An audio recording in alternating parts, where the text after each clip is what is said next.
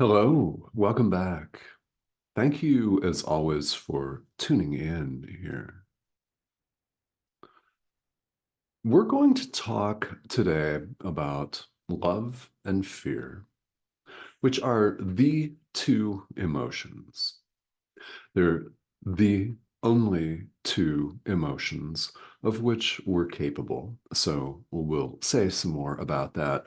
And what I also want to do is go further with the explanation of the idea that you may have heard here on this series of videos. And that is what we appear to see without is actually in. It's within. We see without. In other words, what we think is all around us, what is actually within us, and we confuse love and fear.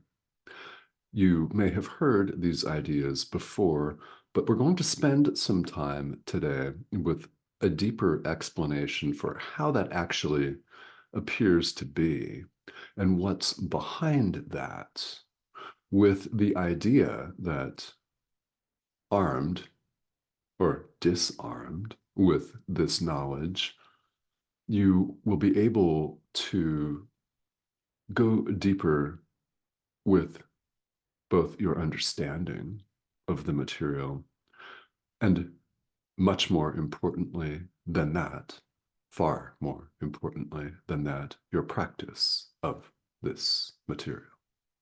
Yes, that, the practical application.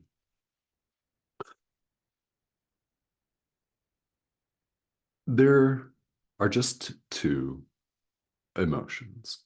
Now, here in the world, of course, there appear to be thousands and thousands of emotions, and some of them are just so hard-hitting and immediate that we don't even know. We can't really describe them. They just sort of seem to come at us, and we have lots and lots of different words for them. So, this course, as it's wont to do, simplifies everything because the actual solutions to all of our imaginary problems are really simple. In our wild, frantic activity, we simply don't see the simplicity of truth. Want to? Excellent. There are two emotions, love or fear. Those are the only two emotions of which we're capable. Everything else that we describe and categorize is, in fact, a derivative of one of these. So, when a teacher of A Course in Miracles, like this pixelated image on your screen, insists that you have a choice to make every moment of every day, right here, right now, in the present moment, between exactly two options. One of them is love, the other is fear. You've heard it characterized that way, God or the ego. The thought system of the Holy Spirit versus the ego's thought system of separation, individuality, and all of the combat and warfare that attends. It's a choice of truth or illusion, light or dark, life or death, however you choose to characterize this in words. These are the two emotions of which we're capable, love and fear. We're choosing one or the other in every moment. So this invites us to question ourselves, of course, which are we choosing? So which are you choosing right now?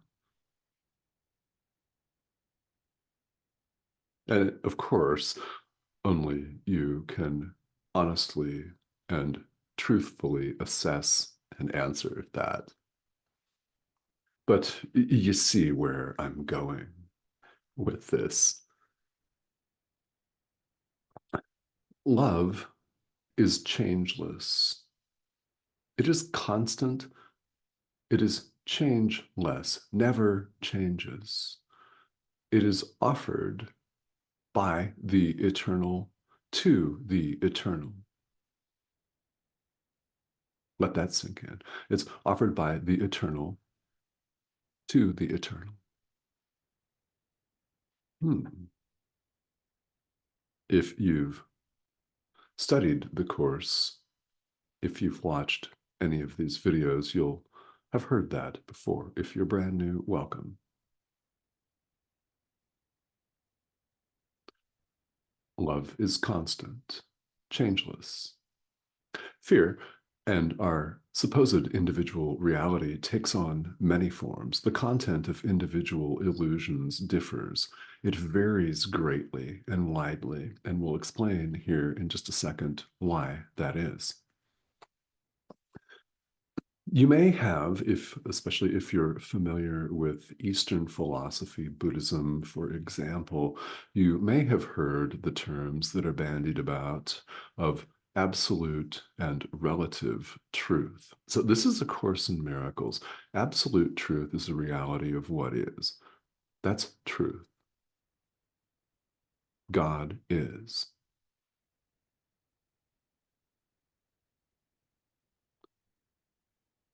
What passes for relative truth are the laws that appear to govern this world of suffering, excess activity, multiplicity, individuality, hatred, guilt, blame, hardship, and war. Relative truth does not play into this course. I'm about to describe how it appears to come about. It is only an appearance, a dream. It is nothing. Truth is true. God is.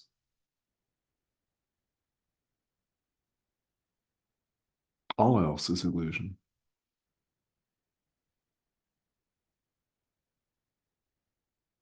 Happily, you, who you really are, you are not illusion. This is most certainly an illusion, but it isn't you.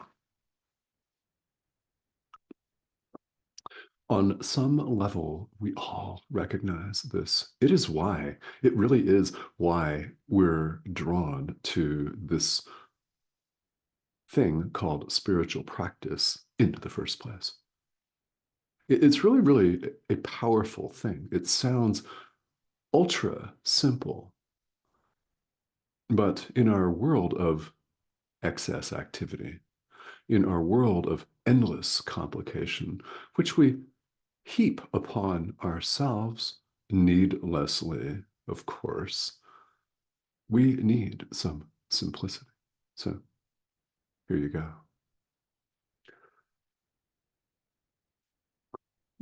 Fear is a private world.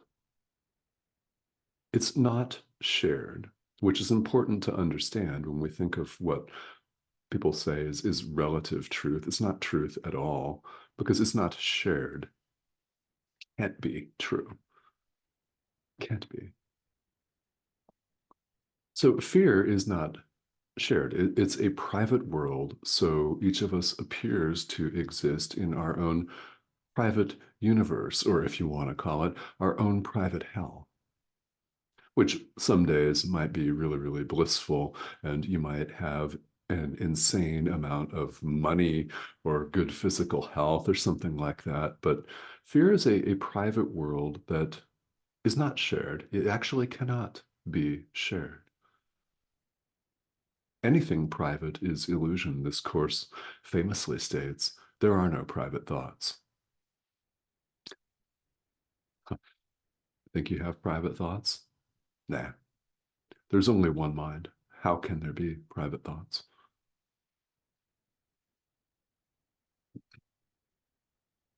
So, our supposed individual worlds are peopled with images of our own making. They're not shared.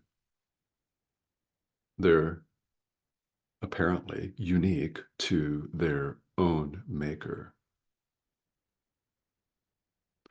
So we see images of our own making. They appear to be outside us because we've projected them outside us.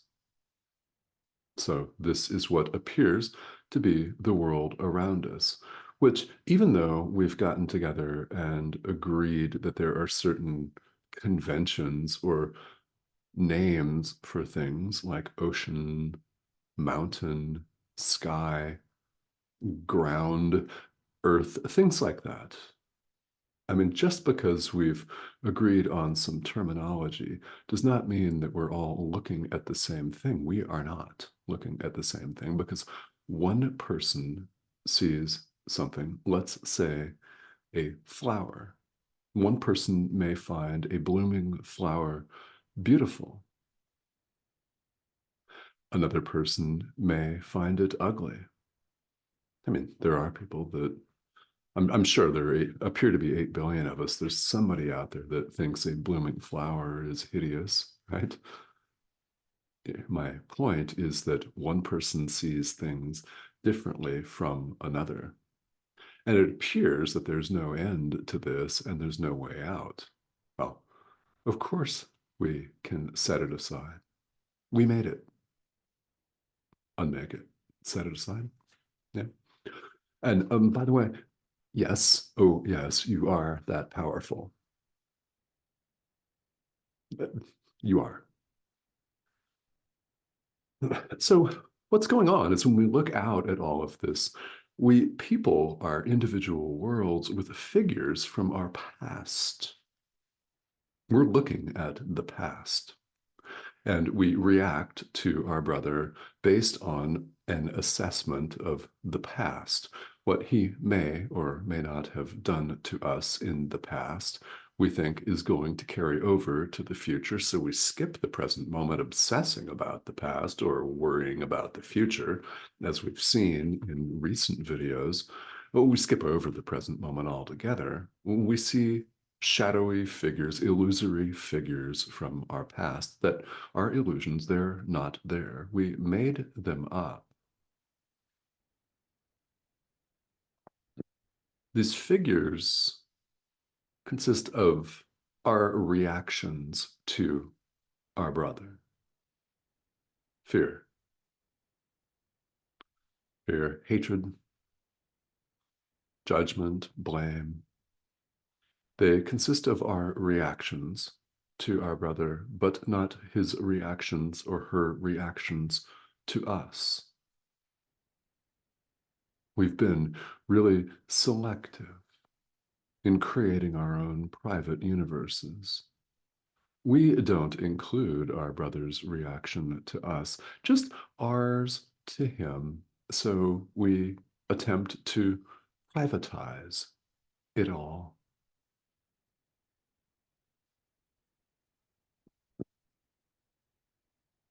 Because this is not whole, it's not complete, doesn't include our brother's reaction to us. It's not whole, it's not shareable, and we can only see as far as our own reaction. We can only see what we want to see, what we choose to see, which is the drama. And we, in this state, cannot see that we made this. It appears to be coming at us from without. And this thing, which is 80% water and not who we are, appears to be the focal point, the pleasure point, the reference point.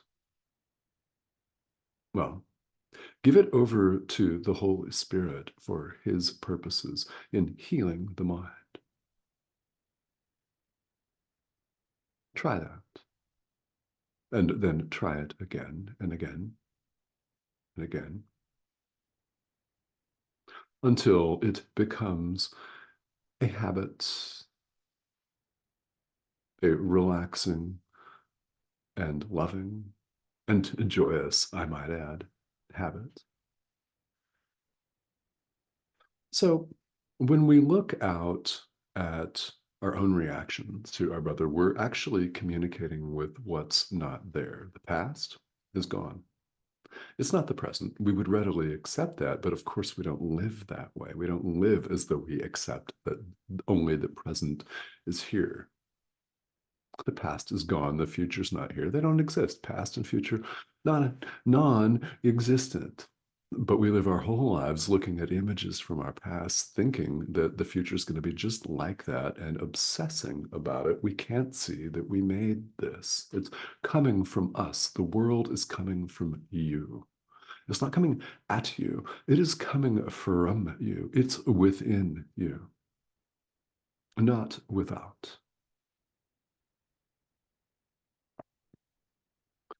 So, because it's within you, what happens when you attack your brother? I know.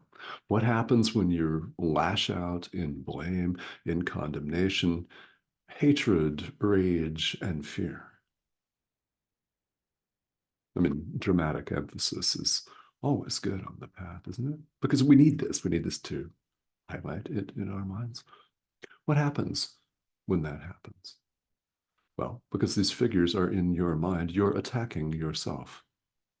Unflattering. Yeah, it is, isn't it? I mean, when people get this, really get this idea for the first time, it can seem horrifying, mortifying, and things like that. When you attack your brother, you're attacking yourself.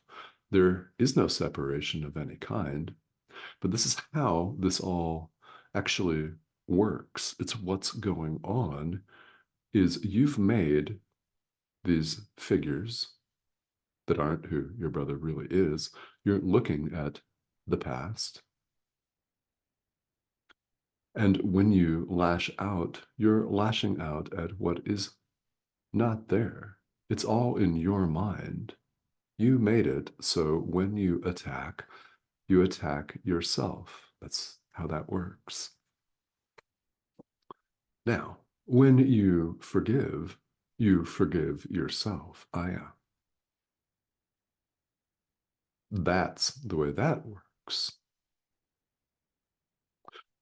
When you extend love to your brother, the Son of God, you're extending love to yourself. There is only perfect oneness. So are you extending love or are you condemning and blaming?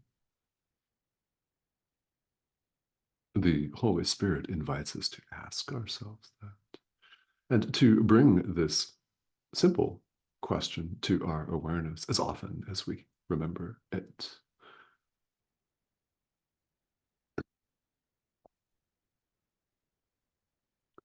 So we can see here that we're confusing love with fear. We're confusing what's in our mind with something that's outside of us. There is nothing outside you.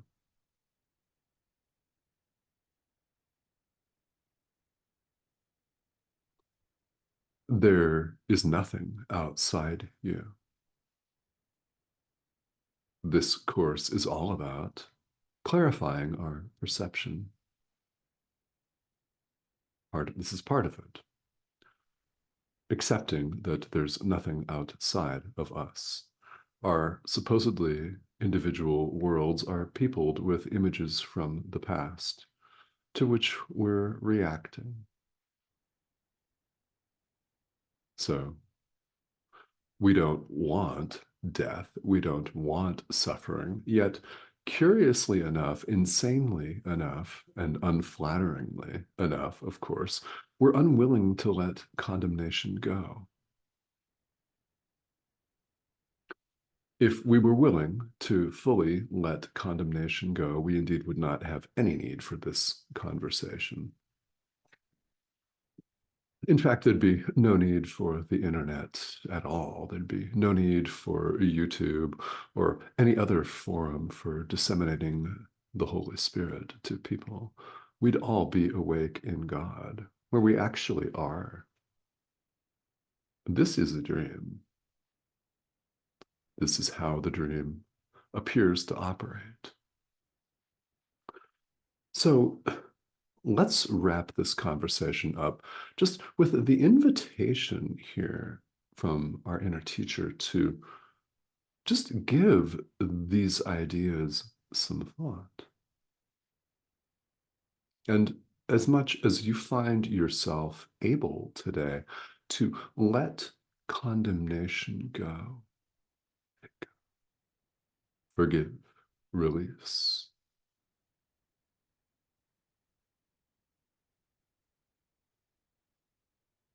And inevitably, we're going to, all of us, get carried away by stuff that appears to come at us. When you remember that it's not coming at you, but from you, forgive the dream.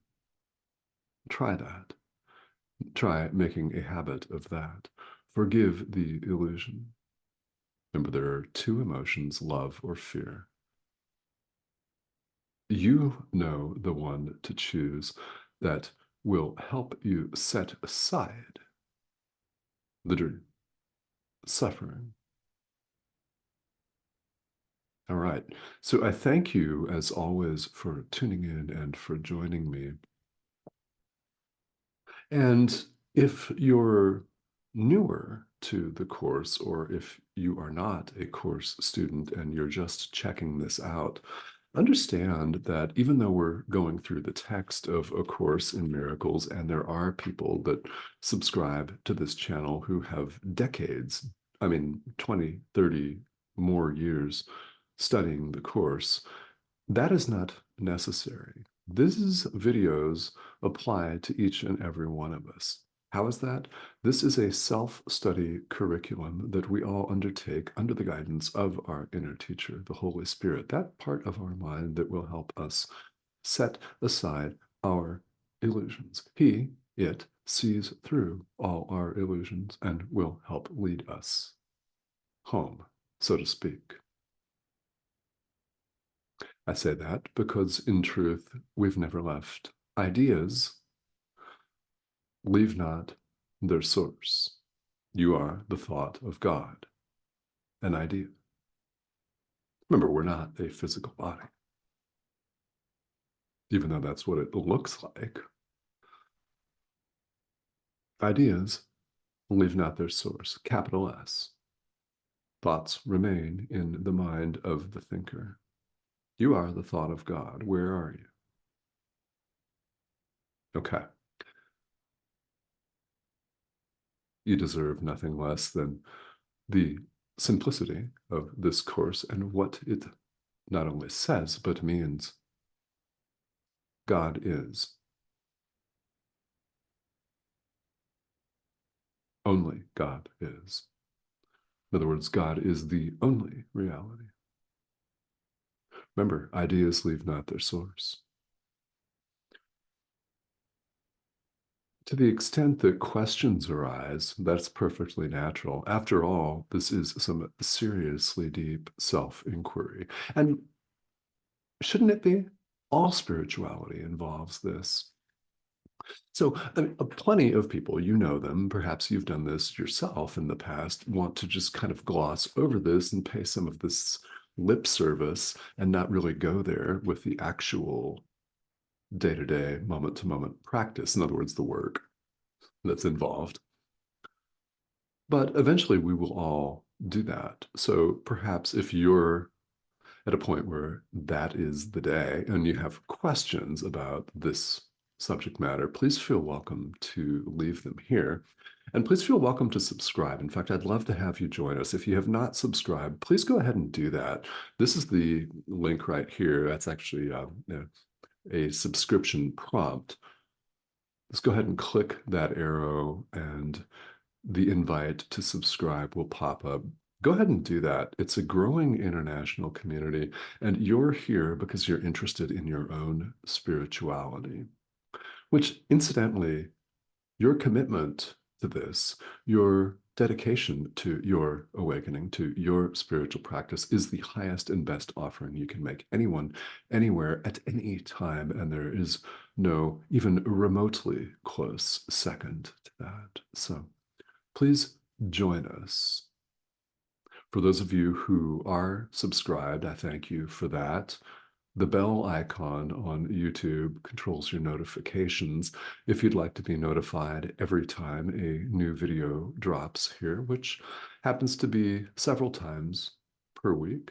Go ahead and click that to be notified. All right. Thank you, as always, for joining me. I will see you all very soon.